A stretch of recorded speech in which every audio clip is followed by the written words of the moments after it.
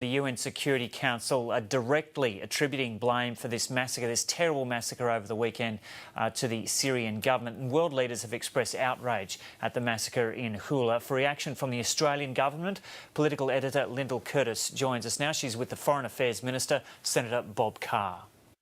Bob Carr, welcome to News 24. Thank you.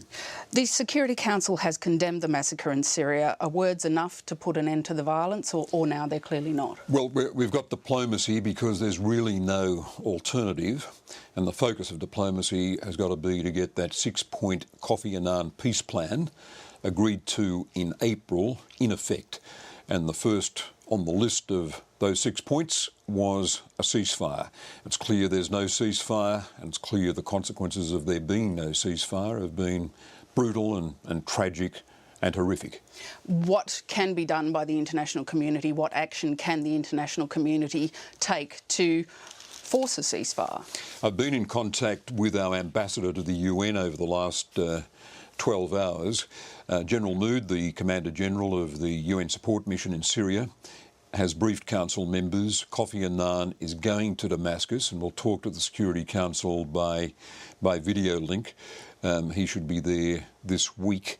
It's important to acknowledge the robust efforts of the Arab League in trying to find a solution. We need to work with members of the Arab League closely. We need to be talking to the opposition in Syria and outside Syria to underline the importance of unity on their front.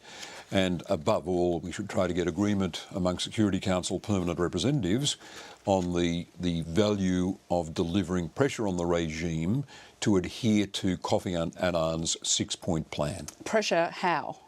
Well, I acknowledge the position of Russia and China.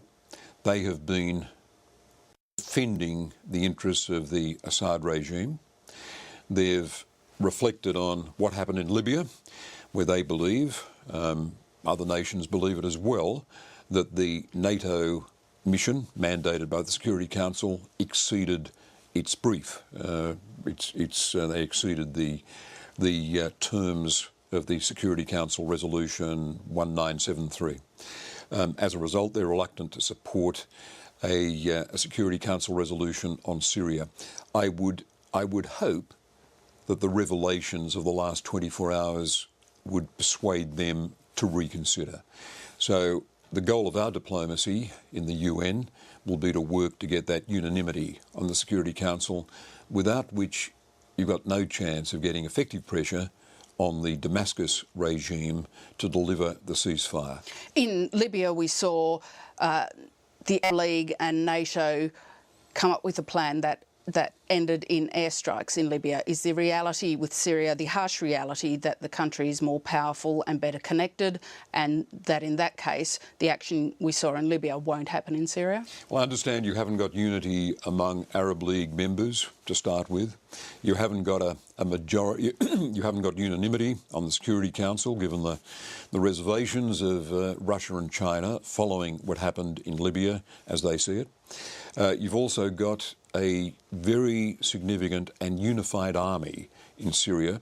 There's certainly no shearing off of the upper echelons of the army and of the political leadership as you had in Libya.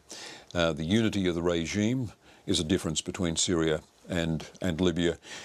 You've also got very strong air defences, and as a result, the range of interventions that the world was able to consider in respect of Libya, like no-fly zones, like humanitarian zones, aren't really available here.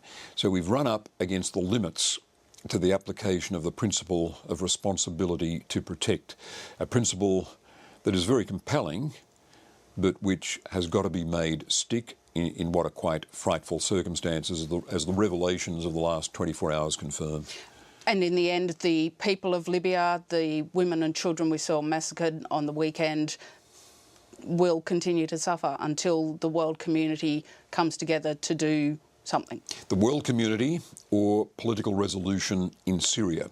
By far the best option, by far the better option, is for the regime to agree on a political roadmap to change, to have a negotiated settlement. It certainly doesn't.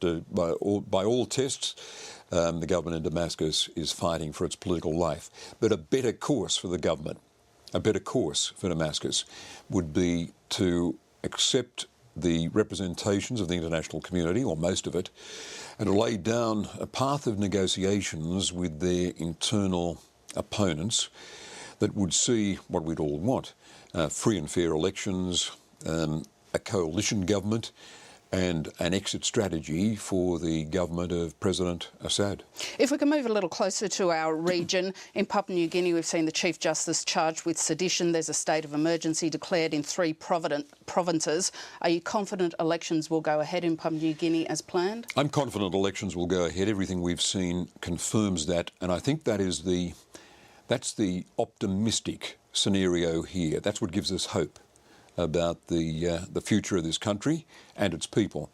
If Papua New Guinea pulls off this election, a free and fair election between June 23 and July 6, it will be not just important for them, but I think a message to the world that here's a developing country, perhaps the most ethnically diverse in the world, a very difficult terrain, showing that it can deliver elections, and showing that elections are the way you confer authority, confer legitimacy, and settle the sort of dispute we've just seen. I hope in the wake of those elections, the dispute with the judges is settled in a peaceable and sensible fashion. But I just ask our friends in Papua New Guinea to consider this: what distinction it is for their country, with that ethnic diversity, with that challenging terrain, to show that even in those circumstances, you can determine your government by free and fair vote. That would be something to be enormously proud of. And finally, very close to home now, the government you're a part of has its own problems. There's internal disputes over the Enterprise Migration Agreement announced on Friday. There's also lingering troubles over Craig Thompson. You have an unpopular carbon price you're about to implement. Do you ever regret leaving the comforts of retirement for this job? No, I don't. And let me throw up this solution to the Craig Thompson affair. I think the people of Australia think now that everything that could be said in indicting Craig Thompson has been said by the opposition, and they think that everything could be said in his defence has been said by him in his hour-long speech and in his interviews. We should therefore get onto things that matter to Australian families, like childcare, like schools, like health and like jobs. And I think the opposition can watch as the courts and the police investigations pursue their path, but give the people a break from something that is dragging the parliament down. Is there a real prospect that could happen, though? The opposition seems intent on raising it, and it is, isn't it, causing your government continuing problems? It's a fair meal for the opposition, and the temptation there is great. But I think you can see suggestions that the people are now saying, give us a break from this. Everything you could say has been said. Everything Craig Thompson could say in his defence is now on the record. Let's get the parliament onto talking about jobs, childcare, disability, the future of the country's economy, the things that matter.